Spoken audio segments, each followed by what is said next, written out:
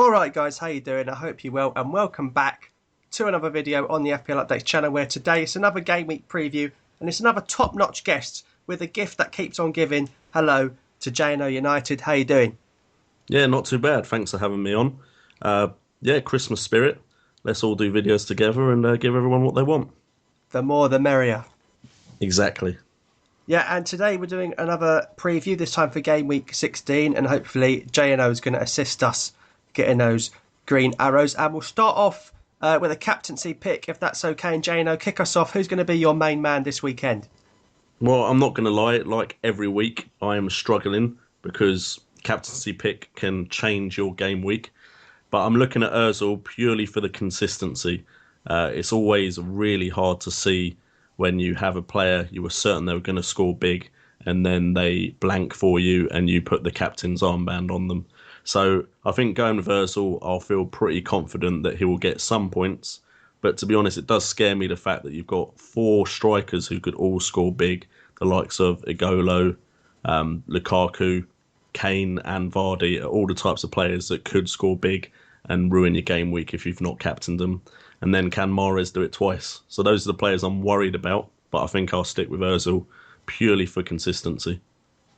See, that's a very, very justified choice you've got there, We captained Ozil last week. I think he got one assist, but my only issue with him is that they've just come back from Greece. They had to work very hard in that game, and will he be up to it on the weekend? So we're going to avoid Ozil this week, and we're going to go for Mr. Harry Kane, one of those strikers J&O is worried about. That's going to steal all the points at home to Newcastle United, who I know they beat Liverpool, but they've been struggling away from home. White Hart Lane, Harry Kane, he should be getting balls coming in from Eriksen, balls coming in from Lamella, Dele Alli. Kane, get your shooting boots on, and hopefully he will deliver on Sunday afternoon. Now, we know who we want to score and assist, but now we're going to look at who we want to keep clean sheets. Where are the best defences going to come from? So, J&O, looking at the fixtures this week, where do you think the clean sheet points might come from?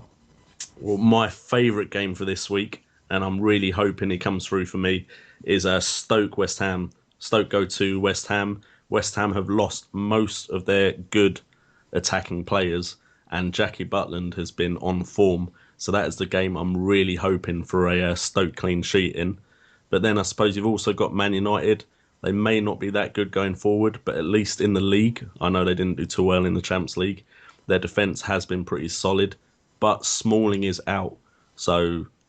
He's possibly out. So I am worried about their defensive solidarity, because Bournemouth have had quite a few chances recently. They just don't score that often. So maybe that game could change it all.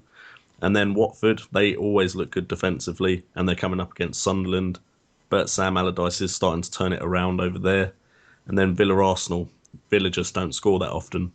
But as you've said, Arsenal are coming back from a tough trip going all the way to Greece. I'm hoping they're going to be buoyed by the fact that they've got through to the Champions League knockout stages, and that will make them have another good performance. So those are the four fixtures I'm looking at for clean sheets.